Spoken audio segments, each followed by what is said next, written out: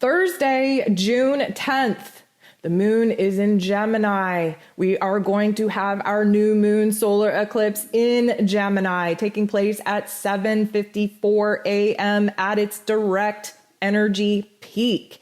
It is taking place at 19 degrees, 47 minutes. If you have not downloaded your moon guide by now, get on it. This is very important. As we've been discussing, eclipse season is not a time for manifesting, but we have to focus on something, and that something has to be what has to change. The moon guide will walk you through that. The elemental energy of what's going on will help you redefine what it is that the biggest change that you need right now needs to be. It will help you define where it is that you are creating blocks within yourself, where it is that you're too closed-minded at this point, and it will guide you on how to open yourself up to adopt a new perspective, and it will show you the way to tap into this energy and use it to your advantage. So that being said, what is this all about? Well, the full moon total lunar eclipse that we had in Sagittarius, that was a breaking point. That was a releasing point. That purged us of lies, truth, deception, plans, beliefs. This new moon solar eclipse energy gifts us with something. We receive something. We are getting blessed with rewards of abundance, with information, with perspective. We are gaining something from solar eclipse energy. Yes, it's a new moon, which means we're starting a brand new cycle, right? This is a brand new chapter in our lives.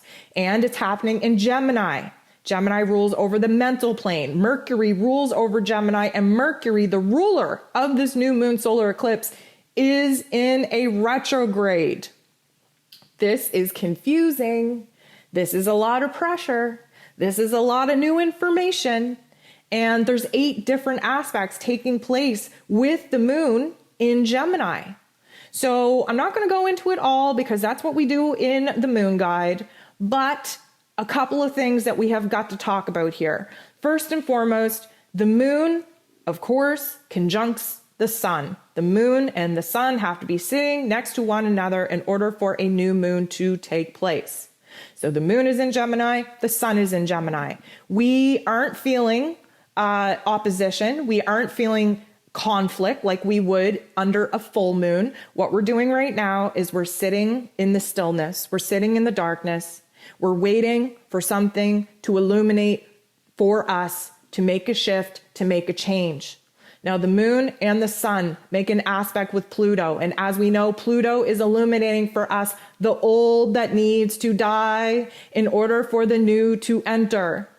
The moon and the sun conjunct Mercury, who is retrograde. My goodness, the ruler of this particular new moon event.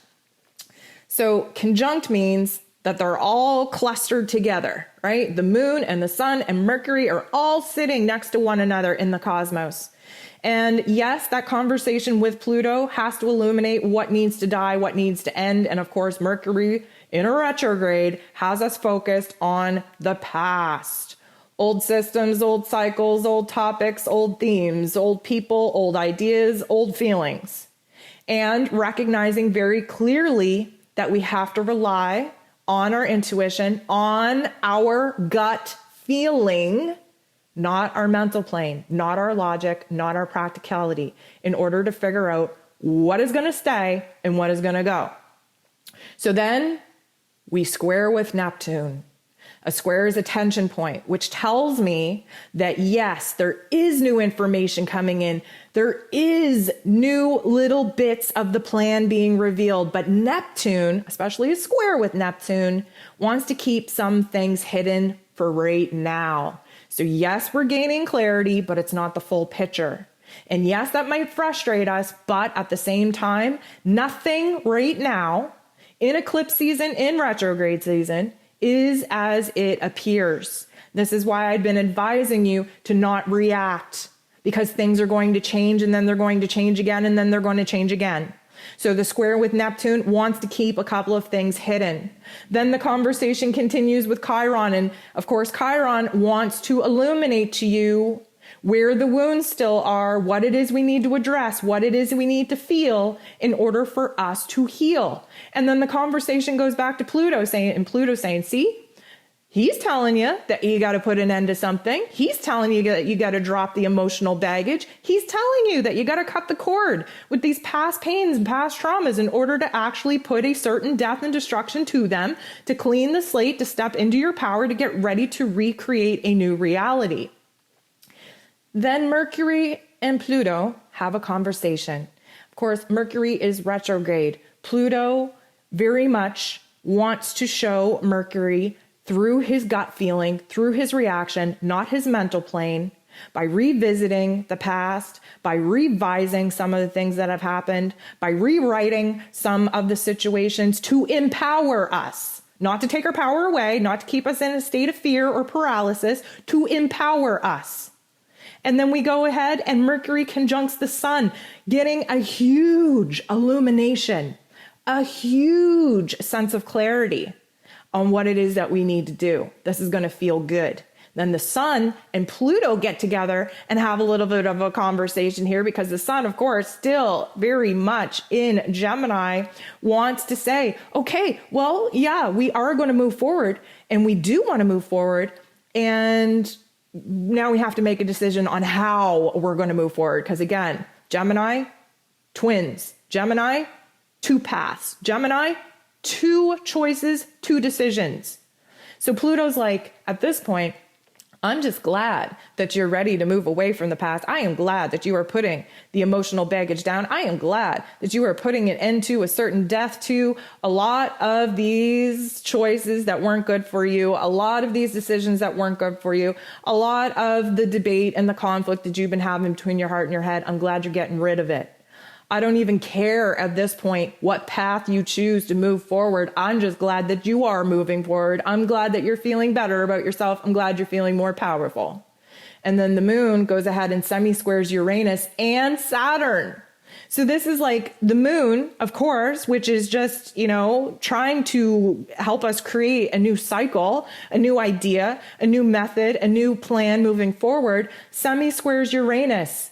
This is a tangent point. This is a crisis point where, bam, a huge revelation emerges, right? It's like the continuation of the conversation that we had the day before. And now Uranus is kind of shaking us up to seeing, okay, we've already voted that we're going to move forward. And now we have to figure out how we're going to move forward. But bam, here's a new element to consider. And then, of course, Saturn gets in on the conversation and says, okay, you want to move forward, that's great, but have you thought about this block? Have you thought about this obstacle? Have you thought about how you're going to get around this? Because, of course, Saturn rules and restrictions and, blockages and challenges and karmic life lessons and negative Nancy wanting to keep you in the same spot. And then, at the end of the day, we have the moon having all of this applied pressure, all of this information coming in, all of this confusion. Although we know we have made the choice to move forward, we are still unable to physically move forward. That will not be supported for another couple of weeks. And then the moon goes void, of course, and says, you know what, this has all been too much. I'm piecing out of here. And it starts making its transition to go ahead and to move into Cancer, which is going to be moving and locking in around 4:24 Friday morning. And again, may I remind you that the moon rules over Cancer. We've had a lot of moon days, moon aspects this week. And also what I want to throw out is that underneath the new moon solar eclipse energy is also Mars's last day in Cancer.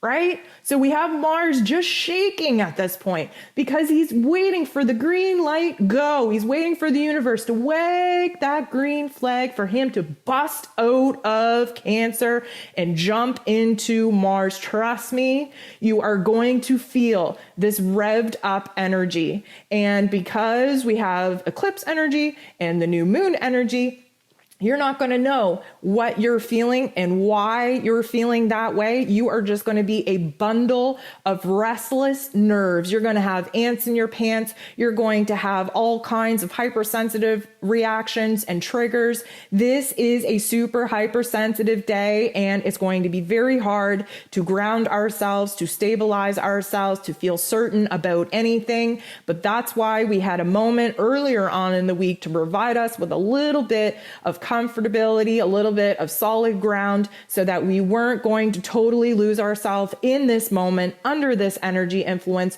So all you have to do here today is try to stay calm. Is it going to be easy? No. Are you going to feel hypersensitive and want to react and want to bust out and want to lash out and just want to take action, make things happen? Absolutely. Are you encouraged to do that? Absolutely not. So we're going to have to ride the wave here. We're going to have to be as strong as we can possibly be. We are going to have to check out of our physical realms in order to be the observer, to see all the pieces coming together so that we're not emotionally reacting to a situation that is appearing in a way that it is actually not. Again, things are not as they seem.